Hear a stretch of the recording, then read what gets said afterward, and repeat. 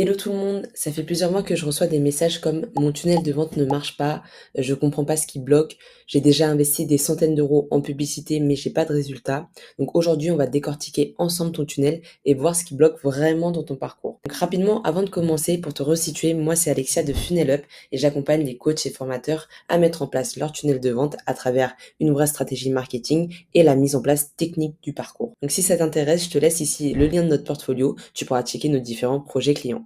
C'est parti. Lorsqu'un tunnel de vente ne marche pas, ne convertit pas, le problème peut venir de différents niveaux. Le premier souci que tu peux rencontrer, ce sera en haut de funnel. Ça va être typiquement un souci comme j'ai peu d'inscrits pour mon lead magnet. La première raison, ça va être le trafic. La première question qu'il faudra te poser, c'est d'où vient ton trafic? Est-ce que c'est du trafic organique ou du trafic payant? Donc le trafic organique, donc trafic qui provient de tes contenus par exemple sur Instagram. Si tu fais pas de publicité et que le trafic qui arrive sur ton tunnel est uniquement organique, la seconde question qu'il faudra te poser dans ces cas-là, ça va être est-ce qu'il y a assez de flux? Est-ce qu'il y a assez de personnes qui arrivent sur mon tunnel? Parce qu'on oublie souvent que c'est en grande partie une histoire de volume. Une grande partie des gens qui rentrent dans ton tunnel ne vont rien donner et c'est normal. En marketing, il y a un chiffre qui revient assez souvent, ça va être celui-ci. Sur tous tes prospects, seulement 3% d'entre eux seront prêts à acheter ton offre à l'instant T. C'est très peu, hein, mais c'est normal. Il faut te dire que même si tu envoies 50, 100, 200 personnes dans ton tunnel, au final, c'est très peu qui vont convertir. D'ailleurs, si tu es sur System.io et que tu veux savoir s'il y a assez de flux, tu peux complètement aller dans les statistiques de ton tunnel et voir sur ta page de capture combien de fois elle a été vue. De l'autre côté, si tu fais des publicités, la question qu'il faudra te poser, c'est est-ce que le trafic qui arrive sur ma page de capture est assez qualifié? Il faut noter que le trafic qui provient de publicité est généralement moins qualifié que le trafic qui provient de tes contenus. Deuxième raison qui peut expliquer pourquoi tu as peu d'inscrits sur ton lead magnet, ça va être ton lead magnet en lui-même. Donc l'attractivité de ton lead magnet. Est-ce que ton lead magnet répond à un vrai besoin? Est-ce qu'il donne envie et comment tu l'as conçu? Donc quand je te demande par exemple comment tu l'as conçu, c'est est-ce que tu as décidé de faire ce lead magnet parce que tu trouvais que c'était une bonne idée à titre personnel? Est-ce que tu as décidé de le concevoir parce que c'était une demande régulière de tes abonnés, de ton entourage? Ou est-ce que avant de le construire, tu es parti chercher l'information sur le terrain? Est-ce que tu es parti questionner ta cible, faire des entretiens, voilà, vraiment aller récupérer cette donnée-là sur le terrain? Parce que je t'assure que la manière dont tu as conçu ton lead magnet, ça peut tout changer sur la performance de celui-ci. Et enfin, dernière raison qui peut expliquer pourquoi tu as peu d'inscrits pour ton lead magnet, ça va être la page de capture. Donc là, ça va être l'aspect un peu plus technique. Est-ce que ta page de capture est optimisée? Est-ce que la promesse sur la page, elle est claire, elle est limpide? Est-ce que l'expérience utilisateur, donc la page, elle est responsive lorsqu'on y va sur téléphone, c'est optimisé? Est-ce que le formulaire, il est simple, il est facile, il est clair et on le complète? Voilà, plein d'éléments à prendre en compte pour que ta page de capture, elle convertisse tout simplement. Donc voici les trois principales raisons, donc le trafic, le lead magnet, la page de capture. Donc si tu revois ces trois éléments et que ton taux d'opt-in s'améliore, donc quand je dis taux d'opt-in, c'est le taux de capture sur ta page de capture.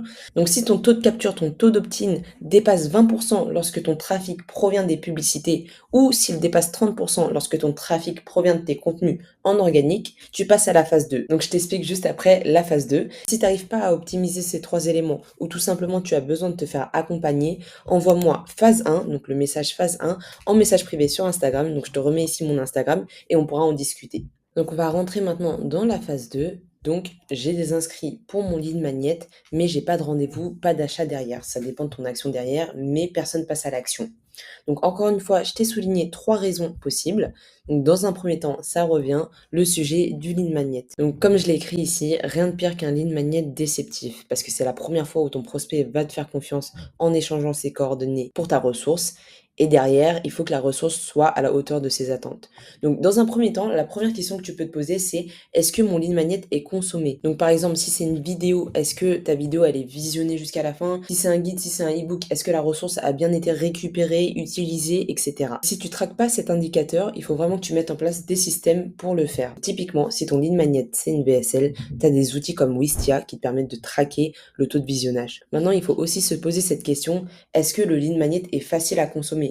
Typiquement, si tu proposes un e-book de 30 pages, c'est sûr que ce ne sera pas aussi rapide qu'une checklist qui sera direct prête à l'emploi. C'est vraiment important cette histoire de consommation, utilisation, visionnage en tout cas de ton lead magnet, parce que si ton lead ne consomme pas la ressource qu'il est venu chercher, tu peux être sûr qu'il ne va pas passer à l'action derrière. Ensuite, s'il est consommé ton lead magnet et que personne passe à l'action derrière, faut aussi se demander est-ce que mon lead magnet est suffisamment qualitatif? Donc lorsque je dis qualitatif, c'est est-ce qu'il est actionnable? Est-ce qu'il va vraiment résoudre un problème douloureux de ta cible? Et est-ce que derrière, ça va lui donner envie d'aller plus loin, de passer à l'action avec toi? Deuxième raison possible, ça va être le nurturing. Donc j'en parle régulièrement sur mon compte Instagram.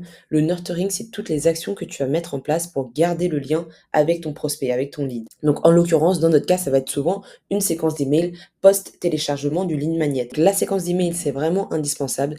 Donc si tu n'en as pas, il faut le faire. Et si tu en as déjà une, c'est déjà bien, mais est-ce qu'elle est bien exécutée? Donc lorsque je dis bien exécutée, c'est est-ce qu'il y a assez de mails? Donc en général, si tu fais 2-3 mails après le téléchargement du lead magnet, tu as très peu de chances que le lead y passe à l'action directement. Est-ce que les emails ne sont pas trop promotionnels? Donc est-ce que ta séquence d'emails, elle respecte les 4 bonnes phases d'une séquence d'emails? Donc j'en parle sur mon Instagram. Remercier, éduquer, convaincre et pousser à l'action. Donc vraiment une séquence d'email, ça se travaille, il y a une méthode, donc il faut vraiment pas la négliger. Et également un élément à souligner dans ta séquence d'email, c'est est-ce que l'appel à l'action est clair? Est-ce qu'il a bien été intégré dans les emails de manière subtile, de manière attractive? Et enfin, on vient d'en parler, la troisième raison, ça va être l'appel à l'action. Si ton lead magnet est consommé, qu'il est qualitatif, que tu as mis en place une séquence d'email qui est ouverte, qui est cliquée, etc., peut-être que la raison pour laquelle tes inscrits ne passent pas à l'action, ça va être justement l'appel à l'action. Est-ce que l'action que tu demandes à ton inscrit de faire est logique? Lorsque je dis logique, c'est est-ce que l'action, elle rentre dans la continuité de ton lead magnet? Donc typiquement, l'action que tu proposes derrière, ça doit être un moyen plus rapide ou plus facile de répondre aux désirs de ta cible.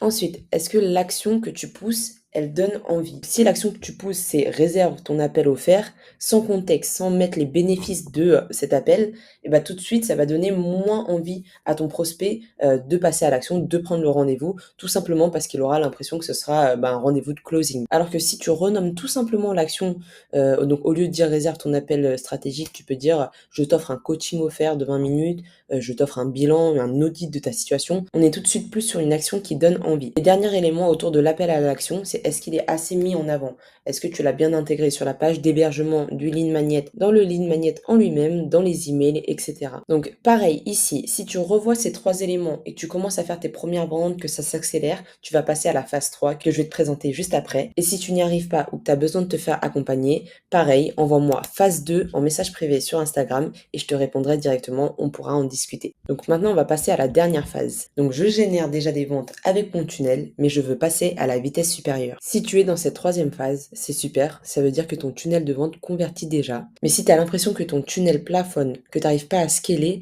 il y a plusieurs facteurs qui peuvent l'expliquer. Donc ça peut être ton copywriting, ton audience de base, le parcours. Et c'est dans ce cas où il faut vraiment prendre le temps d'analyser tout le parcours et voir là où tu peux aller chercher encore plus de résultats. Et pour le coup, ce que je te propose, c'est de réserver un créneau directement dans mon agenda. Je vais mettre le lien en description. On va diagnostiquer ensemble ton tunnel et à l'issue, je t'offrirai un plan d'action concret à mettre en place. Voilà pour cette vidéo. J'espère que ça t'aura aidé. N'hésite pas à me dire en commentaire dans quelle phase tu te trouves et avec plaisir pour en discuter sur Instagram. À très vite!